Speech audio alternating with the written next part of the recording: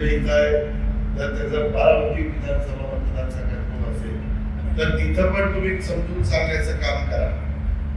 आणि केंद्रामध्ये सत्ताधारी पक्षाच्या विचारांचे खासदार निवडून दिल्यानंतर जास्तीचा निधी हा आपल्याला आणता येईल।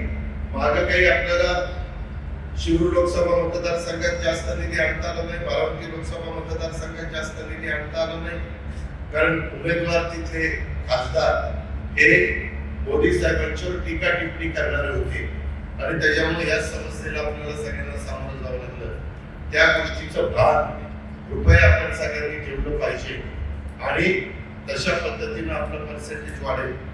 उद्याच्याला येणाऱ्या महानगरपालिकेच्या निवडणुकीची ही एक रंगीत तालीमच आहे। या निमित्तानं तुम्हाला पण मतदारांची ओळख होईल, ज्यांना पुढं नगरसेवक व्हायचंय त्यांची पण ही रंगीत तालीम होईल आणि त्याच्यातून नवीन कार्यकर्ता पण तयार होतो। मी असंच गेल्या अनेक वर्षामध्ये जवळपास या पिंपरी चिंचवडमध्ये कार्यकर्ते अशाच पद्धतीने तयार केले आणि ते मग पुढं आमदार त्याच्यामध्ये वेगवेगळ्या प्रकारचे आरोप पुरावा त्या ठिकाणी करणार नाही।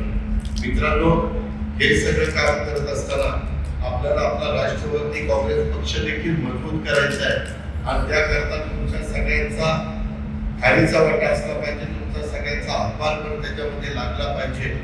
अशा प्रकारची विनंती आणि सूचना मी माझ्या आया बहिणींना पण करीन आणि बाकीच्या माझ्या तरुणांना पण या निमित्ताने करेन। आज जरा महिलांची संख्या कविताताई फारच रोडावलेली दिसते। हे जर महानगरपालिकेचं तिकीट वाटप असतं तर निम्म्याच्यावर महिलाच कसे असते। अहो, आता मोदी साहेबांनी 2029 ला नीट त्या ठिकाणी ऐका, तुम्ही सगळ्यांनीच त्याची नोंद घ्या। आपले 543 खासदार आहेत, त्या 543 खासदारामध्ये 141 खासदार आता महिला निवडून जाणार आहेत पुढच्या वेळेस पासून 29 पासून 543 तर निवडून जाणार, पण ऍडिशनलचे 181 या महिला जाणार देशातून। आणि महाराष्ट्रात आम्ही 288 आमदार काम करतोय, तिथं 288 पुरुष स्त्री मिळून जाणारच, पण निव्वळ त्या सोडून 86 आमदार त्या महिला जाणार। मग आता महिलांना एवढी संधी मिळती म्हटल्यावर तिथं मंथळ किंवा इथं मंथळ त्या दिवसात तिकीट वगैरे कसे घ्या, दादा तिकीट द्या, दादा तिकीट द्या, इथे घ्यायला काय तर त्याची नोंद